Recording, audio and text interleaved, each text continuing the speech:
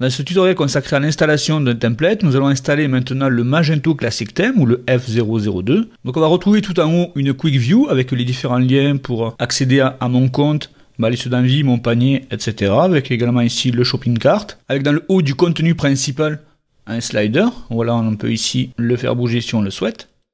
Voilà, donc là ensuite on est sur un 3 colonnes. Donc il est sobre, il est simple. On peut également ajouter différents liens. Ici on peut voir le Contact Us, Testimonial, le About Us. Ensuite on a ici les produits. Voilà, c'est une position sur fourniture.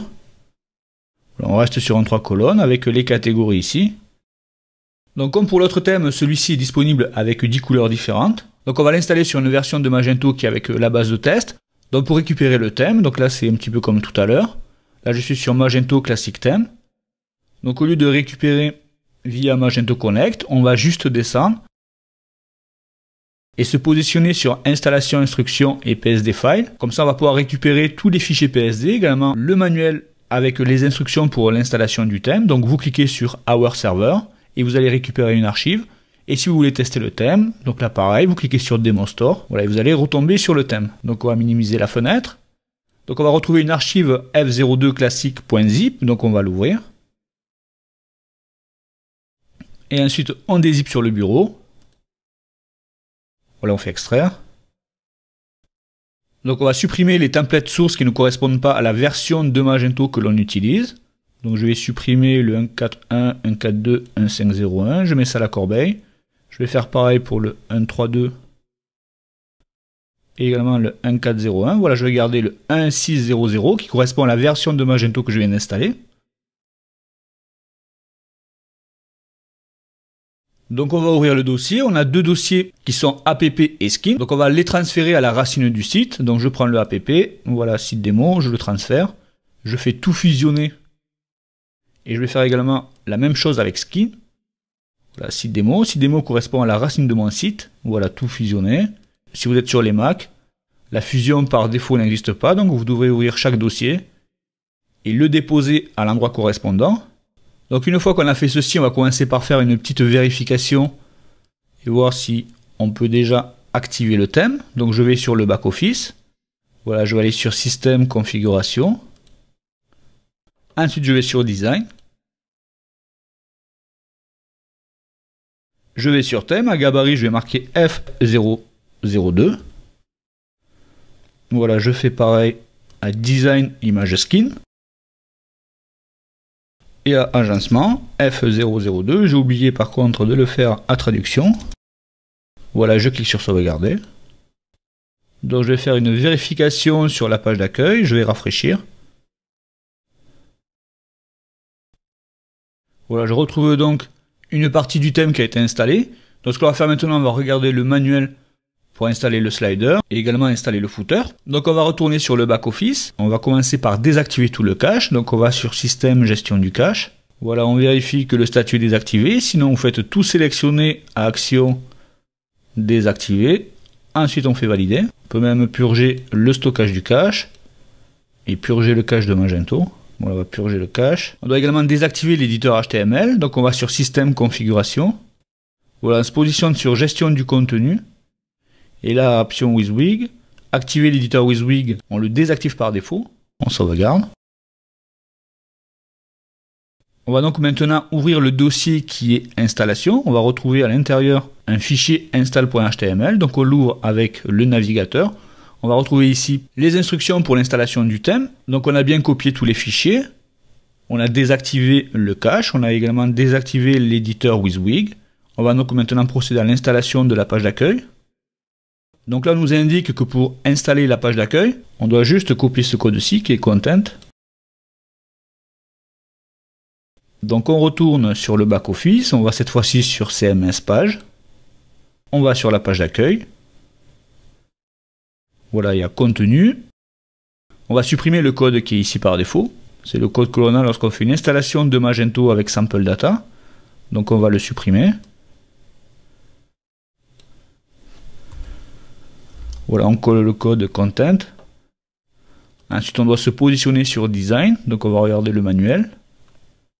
Et on doit copier ce code-ci qui commence par référence name left. Voilà, il faut bien tout copier.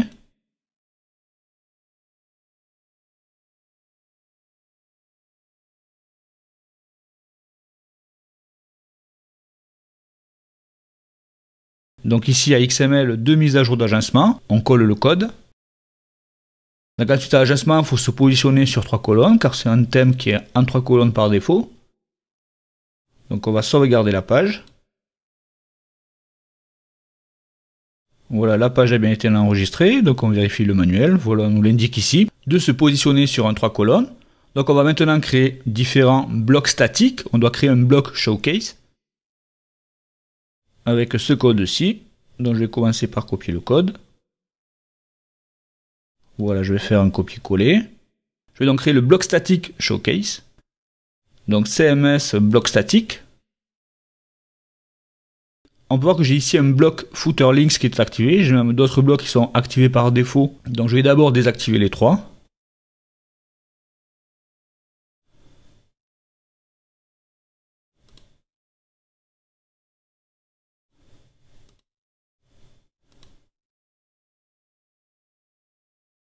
Voilà, footer links, je vais le désactiver également.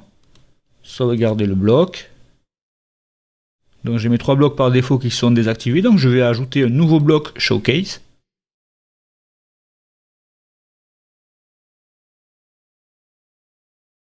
Voilà, l'identifiant pareil, en minuscule.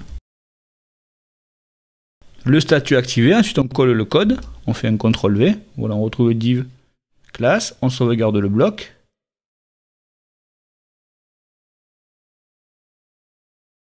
Donc on va maintenant créer un bloc menu avec ces 3 liens.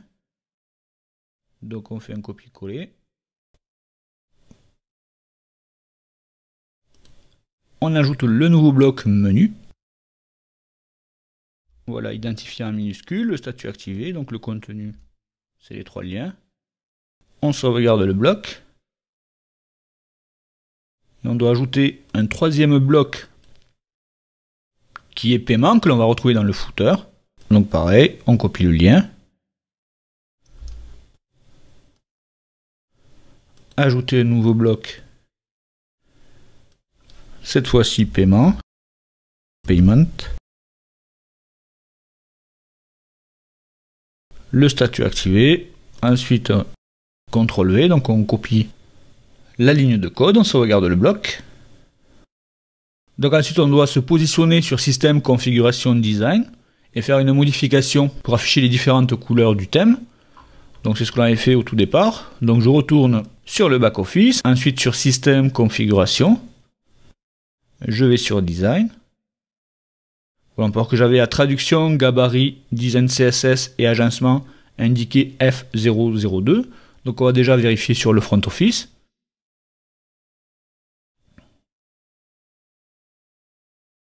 Voilà, on peut voir que ça fonctionne. Par contre, on n'a pas de produit sur la page d'accueil.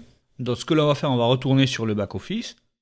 Je vais indiquer en Magento que je souhaite ajouter des nouveaux produits. Donc je vais sur catalogue, gérer les produits.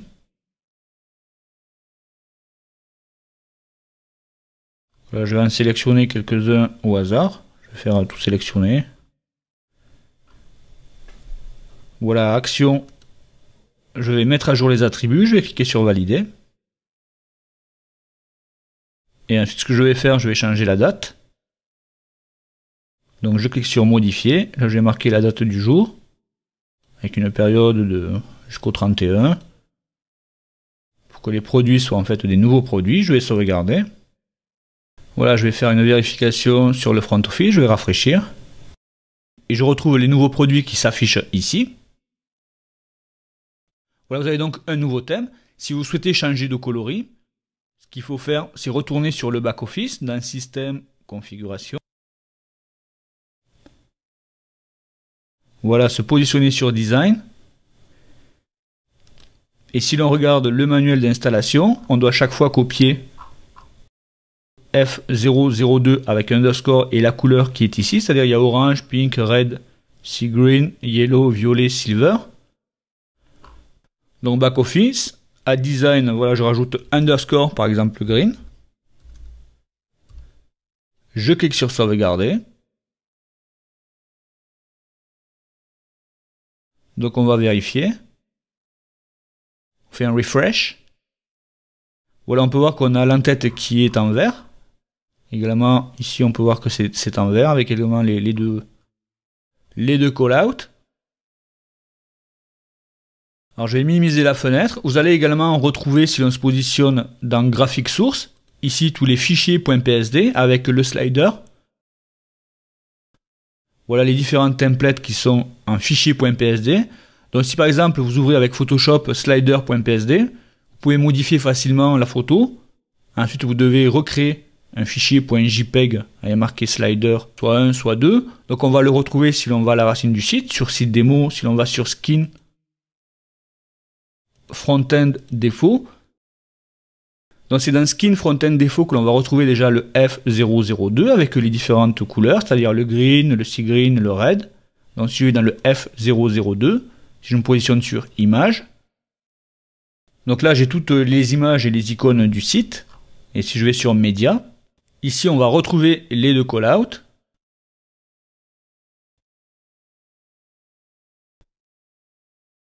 Et en descendant un petit peu, on va retrouver ici le paiement.gif et également on va retrouver le slider 1.jpeg, le 2.jpeg, le 3.jpeg et le 4.jpeg. Voilà, vous avez donc un aperçu de l'installation des deux thèmes qui sont offerts par Template Master, qui sont des thèmes assez jolis, qui sont quand même très populaires. Donc à bientôt pour d'autres tutoriels.